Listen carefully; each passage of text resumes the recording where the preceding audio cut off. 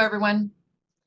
For those of you who don't know me, my name is Dawn Capes, and I'm the Coordinator of Appraisal Systems for Bay District Schools.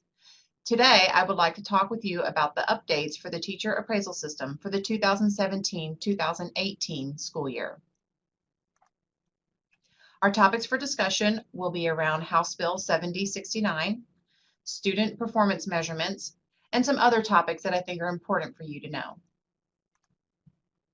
As a reminder, you know that your evaluation consists of 3 parts.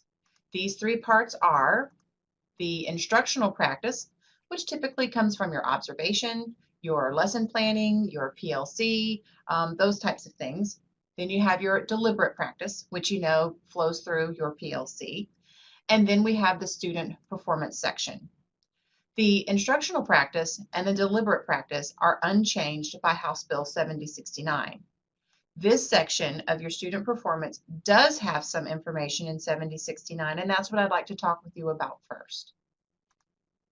House Bill 7069, if you haven't seen it printed, looks a little like this.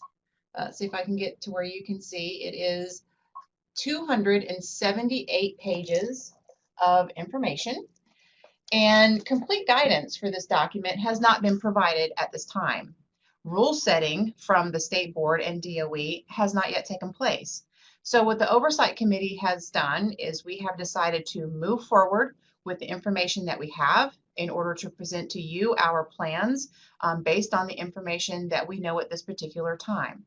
When we receive that rule setting and we receive more guidance from DOE and the State Board, we will re-examine our evaluation system and make any additional changes that we feel the Oversight Committee feels are the most appropriate for Bay District schools. So the part of House Bill 7069 that I'm going to be talking about is Section 36, which has to do with evaluation system approval and reporting.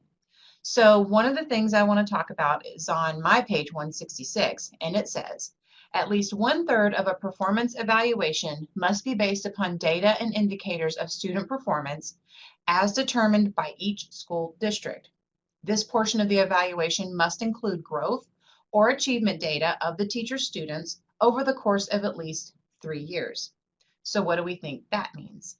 Well, we believe that it means we are still going to have a student performance section of a teacher's evaluation. It must be 33% of the evaluation. It must be based on student growth or achievement. It must be the teacher's students, and it must be 3 years of data if 3 years of data are available. So if you only have 1 year of data, because maybe you are a first-year teacher or you were new to Bay District schools, then we would only have 1 year of data. If we had 2 years of data, it would be 2 years of data. If we had 3 years of data, it would be 3 years of data. If you have been teaching for 5 years, it would be the last 3 years of data, because data rolls off so that we always have 3 years of data. So those kinds of things are not changed. We still have this responsibility to student performance and it being about growth or achievement. So when we talk about the student performance measurements, I wanted to kind of remind you what we're talking about. These are some of the measurements that we use in our evaluation for the student performance section of an evaluation. Notice that I have put in red the words VAM. And I wanted to make this distinction because sometimes what people will say about the student performance section is they will refer to all student performance measurements as a VAM. They are in actuality all a little different because some of them are growth models, some of them are achievement models. Some of them, for instance, in the elementary are based on the MAP. Some of our adult education teachers, it's based on the TABE. So I'm going to be talking about the VAM, which is produced from the ELA and Math FSA or the Algebra 1 assessment. So those are the ones that we're going to be talking about because on page 168, it further says, the Commissioner of Education shall approve a formula to measure individual student growth on the FSA. A third party must analyze student learning growth calculated by the formula and provide access to teachers to understand and evaluate the data and school administrators to improve instruction, evaluate programs, allocate resources, plan professional development, and communicate with stakeholders. The formula must not set different expectations for student learning growth based on a student's gender, race, ethnicity, and socioeconomic status. It goes on to say, each school district may, but is not required, to measure student learning growth using the formulas approved by the commissioner. So what does all that mean? Well, when the Oversight Committee met, what we think it means, and that's based on what we know, based on what we just read in the law, that we think it means that the state is still going to produce a state standardized value-added rating for each teacher, like they started in 15-16, like they've just given us yesterday, August 2nd, for 16-17. It will be supplied through districts to districts, administrators, and teachers, and perhaps even still to the public, because value-added measurements are released to the public if they are requested. Districts then, it looks like, are not required to include that state standardized value-added rating in a teacher's evaluation, but that state standardized rating will still be used to improve instruction, evaluate programs, allocate resources, plan professional development, and communicate with stakeholders. So even though we don't have to use it in evaluations, we're still going to have to use it in other applications. So the Oversight Committee decided that the best thing for us to do is to revert to the district created rubric, which we started using in 2011, the 2011-12 school year, and we used through the 2014-2015 school year. So we took the data that we received from DOE from the value-added model, which compares like students to like students. We think that that's important, but we will use our rubric to then derive the rating instead of the state standardized rubric. Why do we think this is important? Again, because if we're going to have to use that state standardized rating, we need to make sure that we are using data that at least comes close to what the standardized value added rating was. We feel ours is a little more fair and generous to our teachers. And so the Oversight Committee felt that until we get more guidance from DOE stating exactly what we can or cannot do, this was the safest methodology to use. Now, I want to clarify that we are going to have to submit this to DOE, that this is what we want to do, and they will have to approve that. So DOE needs to tell us if we can. We're going to request it. We're going to say this is why we think we need to do it, and they're going to tell us if we can or we cannot. So again, we're going to use the raw data, the value-added data that we get from the state, but we are going to apply that data using our rubric. So if you remember, if you were here or you were aware of the value-added rubric that we used at the time, this was essentially the cut scores that we used. So we're going to revert to the one that we stopped using in 14-15 because we had to start using the standardized one. But now, because it looks like we're going to have the choice, we are going to revert back to this rubric. Again, the Oversight Committee felt this was the safest at this point in time, based on what we know, to move forward with that particular decision so that we could communicate to you, teachers,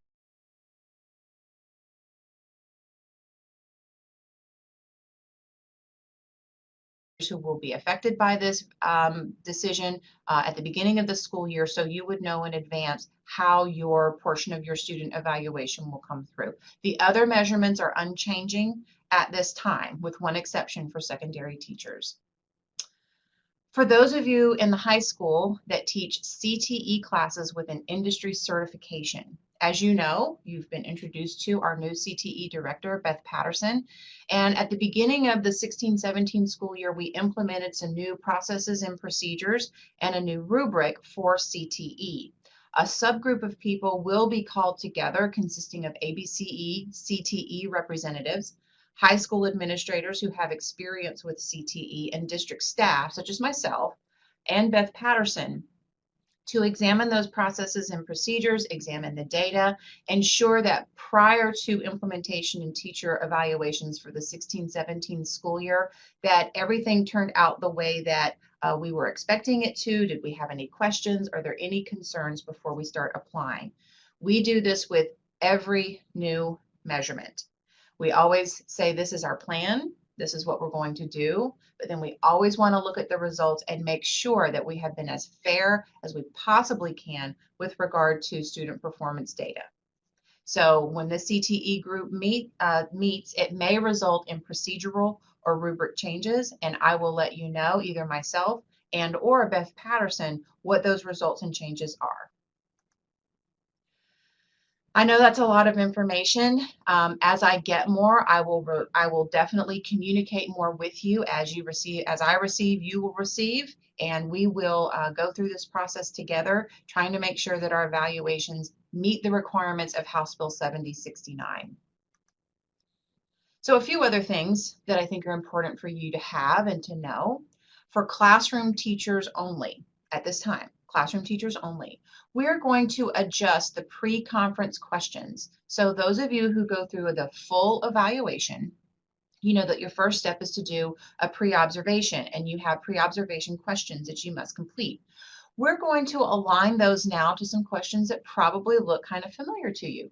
These are from the PLC questions.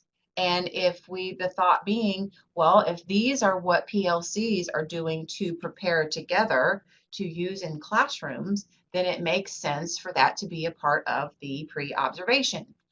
There is one question that was at the request of teachers that we include, which I totally agree with, and so did the Oversight Committee, that we also include the last question from the former pre-observation questions.